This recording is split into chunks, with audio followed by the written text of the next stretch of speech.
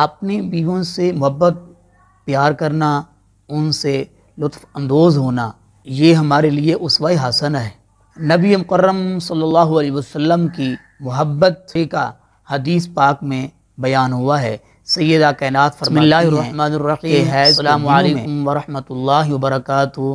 محترم و معزز ناظرین کرام، دین اسلام خیر خواہی کا نام ہے۔ ہر مسلمان کے ساتھ خیر خواہی کرنی چاہیے، اور یاد رکھیں دین اسلام میں حق کی بات میں شرم نہیں کرنی چاہیے۔ سب سے زیادہ شرم و حیا والے اللہ اور اس کے رسول ہیں۔ رسول اللہ صلی اللہ علیہ وسلم کی تمام زندگی ہمارے لیے اسوہ حسنہ ہے، وہ معاشی ہو، معاشرتی ہو، وہ دینی ہو، دنیاوی ہو، ہر شعبے میں ہم آپ علیہ الصلوۃ والسلام کی زندگی سے سیکھیں گے اور آپ علیہ الصلوۃ والسلام کی پیروی کریں گے۔ رسول اللہ صلی اللہ علیہ وسلم ازواجی زندگی کو بہترین بنانے کے لیے آپ علیہ الصلوۃ والسلام کی بہت پیاری سنتیں ہیں۔ ہم ان پر عمل کریں گے تو یقیناً اللہ رب العالمین ہماری ازواجی زندگی میں برکتیں اور رحمتیں نازل فرمائے گا۔ رسول اللہ صلی اللہ علیہ وسلم سیدہ عائشہ صدیقہ رضی اللہ تعالی عنہما کو محبت سے مختصر نام سے بھی بلاتے تھے، پکارتے تھے۔ جیسا کہ حدیث پاک میں آیا ہے، ایک بار نبی مکرم صلی اللہ علیہ وسلم نے سیدہ عائشہ رضی اللہ تعالی عنہا کو فرمایا، اے عائش، یہ جبریل ہیں، یہ تمہیں سلام کہتے ہیں۔ تو سیدہ کائنات نے فرمایا وعلیکم السلام ورحمۃ اللہ وبرکاتہ۔ فرماتی ہیں کہ نبی پاک صلی اللہ علیہ وسلم وہ چیز دیکھ لیتے تھے جو ہم نہیں دیکھ سکتے تھے۔ سیدہ عائشہ صدیقہ بیان کرتی ہیں نبی مکرم صلی اللہ علیہ وسلم کا اپنی بیویوں سے محبت پیار کرنا۔ رسول اللہ صلی اللہ علیہ وسلم کی بیوی ہماری مائیں ہیں، قرآن نے یہ فرمایا ہے۔ اپنی بیویوں سے محبت پیار کرنا، ان سے لطف اندوز ہونا، یہ ہمارے لیے اسوہ حسنہ ہے۔ نبی مکرم صلی اللہ علیہ وسلم کی محبت کا حدیث پاک میں بیان ہوا ہے۔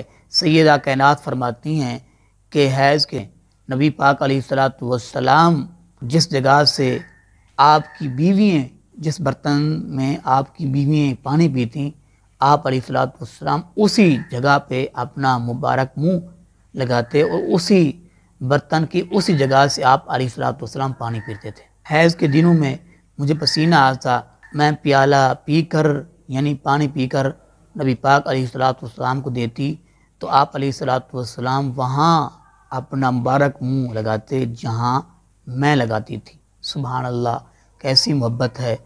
اور یہ کافر، یہ بدمعاش کہتے ہیں کہ اسلام جو ہے وہ خواتین کو حقوق نہیں دیتا، اور یہ نکاح کو ختم کرنے کا پروپوگنڈا ہے کہ نکاح ختم ہو جائے اور زنا عام ہو جائے۔ استغفر اللہ، معاذ اللہ۔ کہاں یہ محبت، الفت، پیار، پاکیزہ، اور کہاں وہ عورت جس کو اس کے خامد نے اپنے دانتوں سے سیب کاٹ کر دیا تاکہ وہ اسی جگہ سے کھائے جہاں سے اس نے دانت لگائے، جہاں سے اس نے کھایا، جہاں سے اس نے اس سیب کو جھوٹا کیا۔ تو اس کی بیوی نے چھری لی اور جہاں سے اس کے خامند کے دانت لگے تھے وہاں سے سیب کو کاٹ کر پھینک دیا، کھا لیا، تو اس کے خامند نے اس کو اسی وقت طلاق دے دی۔ ہمارے نبی صلی اللہ علیہ وسلم کی مکمل زندگی، معاشرتی، معاشی، وہ دنیاوی، دینی، ازواجی، تمام زندگی ہمارے لیے اسوہ حسنہ ہے۔